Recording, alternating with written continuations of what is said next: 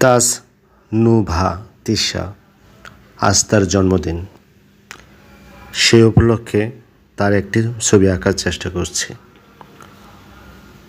অনেকটা অল্প সময়ের মধ্যে তার ছবিটা আঁকছি, কারণ জন্মদিন আজকে প্রায় শেষ হতে যাচ্ছে।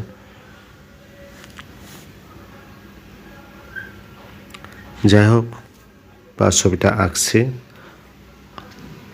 তিনি আমার একটি নাটকে অভিনয় করেছিলেন।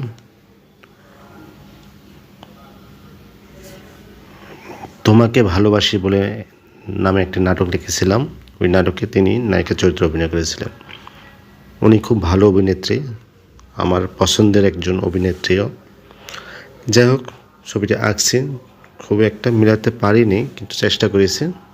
যদি আপনাদের ভিডিওটা ভালো লেগে থাকে তাহলে অবশ্যই লাইক, কমেন্ট, শেয়ার করবেন।